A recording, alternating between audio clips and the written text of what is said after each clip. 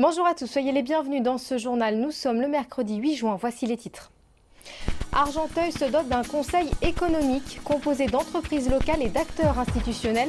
L'objectif de cet organe est de réfléchir à comment rendre le territoire plus attractif pour inciter les entreprises à s'y installer. On y revient dans un instant. Les élus du département veulent des garanties sur la réalisation du barreau de Gonesse. Cette branche prévoit de relier le RER D au RER B pour rejoindre notamment plus facilement la zone aéroportuaire de Roissy. Vous les entendrez.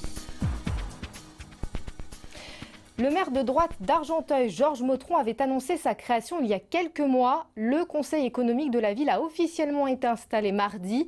Composé d'entreprises locales et d'acteurs institutionnels, cet outil vise à favoriser le développement économique de la ville.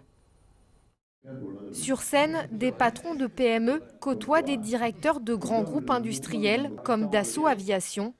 Toutes ces entreprises argenteuillaises sont membres du tout nouveau Conseil économique de la ville. L'objectif de cet organe, dynamiser la vie économique d'Argenteuil.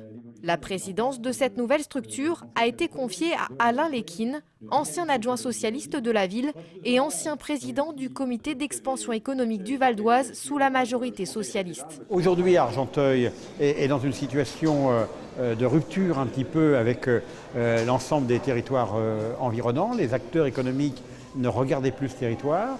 Aujourd'hui, la volonté exprimée avec le maire, avec le conseil économique, c'est de dire Argenteuil, oui, est de retour. Argenteuil a des possibilités extraordinaires, du potentiel foncier, a une volonté exprimée par les chefs d'entreprise.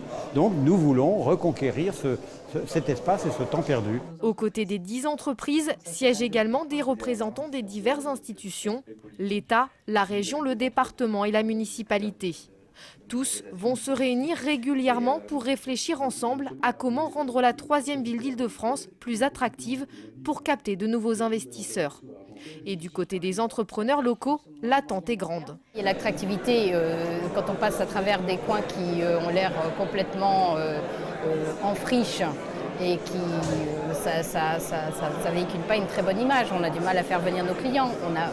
Ça a été dit aussi, on n'a pas d'hôtel, on n'a pas de restaurant ou très peu pour accueillir nos clients étrangers. Et comme on est à 10 minutes de Paris, ils ont tendance à dire bah non, si Paris est à 10 minutes, moi je vais sur Paris. C'est dommage. Ce que j'attends de ce conseil, c'est de redynamiser le tissu économique de la ville, de redonner envie à des sociétés extérieures ou à des entreprises extérieures de revenir sur le territoire d'Argenteuil. Que l'image d'Argenteuil ne soit plus quand il y a un fait divers ou quoi, c'est ah bah c'est normal, c'est Argenteuil, parce que c'est pas vrai, c'est pas pire qu'ailleurs, et que la ville a énormément d'atouts comme les tableaux de monnaie, les hydravions, etc. Désormais créé, le président du comité économique réfléchit à intégrer dans la nouvelle structure un collège d'habitants argenteuillais. En bref, un militaire de la mission Vigipirate a été blessé à la tête par un jet de pierre mardi soir à Garges-les-Gonesse. L'homme a reçu un projectile alors qu'il se trouvait dans un véhicule. L'équipage se rendait à la synagogue de Sarcelles quand il s'est retrouvé bloqué dans la circulation suite à un contrôle de police d'un groupe d'individus. C'est un projet que les élus du territoire défendent fermement depuis longtemps, le barreau de Gonesse. Pas question que ce projet soit abandonné au prétexte que la ligne 17 du super métro automatique va voir le jour. Pour eux, cette ligne transversale qui prévoit de relier le RER D au RER B est complémentaire. Elle permettrait surtout d'accéder à la zone aéroportuaire de Roissy plus facilement. Les explications d'Olivier Zanetta avec Florian Philippe. Ils veulent avoir confirmation de la programmation du barreau de Gonesse. Les élus de droite de la majorité du conseil départemental demandent un arbitrage définitif pour cette nouvelle branche du RER-D. Elle doit permettre aux habitants de l'Est du Val d'Oise de disposer d'un accès facilité au secteur d'activité du nord-est de l'Île-de-France, sans passer par Paris.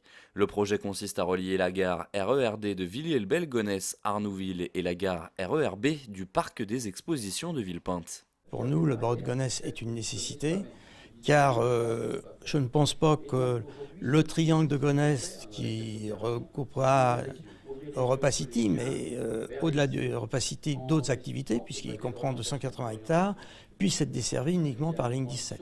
Donc il faut prévoir ce barreau de Gonesse qui faisait partie des infrastructures nécessaires pour la zone d'activité du triangle de Gonesse. Donc c'est un sujet que l'on veut remettre sur la table et que l'on voudrait faire aboutir. À droite comme à gauche, on rappelle la nécessité de faciliter l'accès aux emplois de la zone aéroport de Roissy et demain aux entreprises du triangle de Gonesse. C'est un peu l'arlésienne des projets d'aménagement sur l'est du Val d'Oise. C'est une demande ancienne des élus. C'est un besoin aussi pour la population de disposer d'une liaison transversale. Cet aménagement est tout à fait indispensable pour créer cette liaison transversale et notamment pour permettre aux personnes qui travaillent sur l'est du Val d'Oise, qui habitent sur l'est du Val d'Oise, sur les communes de Garges, de Sarcelles, de Villiers, Le Bel, de Gonesse, de bénéficier d'un accès à la zone d'emploi de Roissy. Je rappelle que la zone d'emploi de Roissy, c'est pas que l'aéroport de Roissy, c'est tout ce qu'il y a autour de l'aéroport de Roissy qui représente de très nombreux emplois, de très nombreuses activités, notamment dans la zone d'activité de Paris-Nord. Dans l'attente de la nouvelle branche du RERD, c'est une ligne de bus qui reliera la gare de Villiers-le-Bel-Gonesse-Arnouville à la gare RERB du parc des expositions de Villepinte. La ligne entrera en service fin 2016. Voilà, c'est la fin de ce journal. Avant de vous quitter, je vous en rappelle la principale information. Argenteuil se dote d'un conseil économique composé d'entreprises locales et d'acteurs institutionnels. L'objectif de cet organe est de réfléchir à comment rendre le territoire plus attractif pour inciter les entreprises à s'y installer. Merci de votre fidélité. N'oubliez pas, l'information continue sur vonews.fr. À suivre tout de suite la partie magazine du journal. À demain pour une nouvelle édition.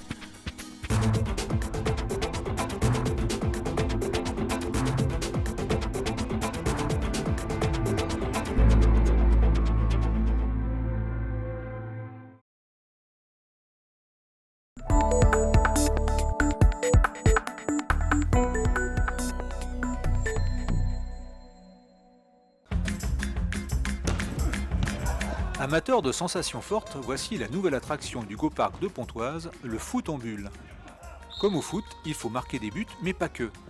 L'intérêt est surtout de se rentrer dedans avec ou sans ballon en toute sécurité, protégé dans une grosse bulle remplie d'air. 5 minutes, c'est mort, c'est crevant.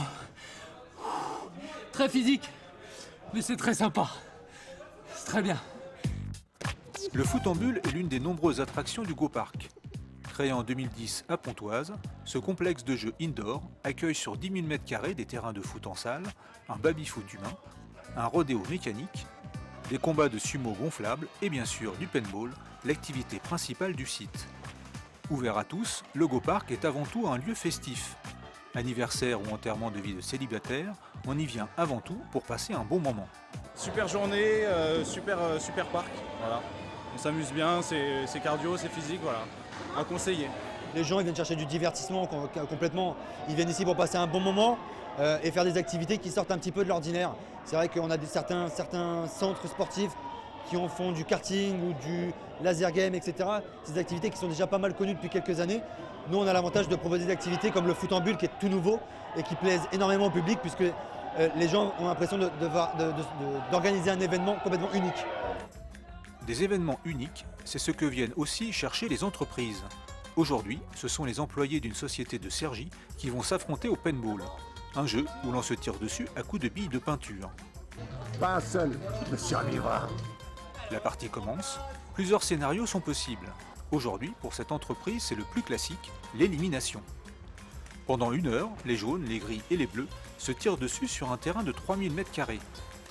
Tout joueur, marqué par une tache de peinture, doit sortir du terrain. L'équipe qui gagne la partie est celle qui élimine tous ses adversaires. Pour les entreprises, ce jeu ludique et stratégique est parfait pour travailler la cohésion de groupe et le relationnel. C'est une sortie qu'on prépare, on fait souvent un petit débrief après, on a quelques petites anecdotes. Et puis ça crée des liens, des gens avec qui on n'a pas forcément l'habitude de travailler, qu'on ne voit pas forcément le reste de l'année. Donc voilà. Les prix sont variables en fonction des options choisies. De 6 € pour une partie de foot d'1 heure jusqu'à plus de 40 € si vous combinez une partie de paintball et de foot en bulle. A noter que les vendredis soirs, le paintball est gratuit, vous ne paierez que les billes.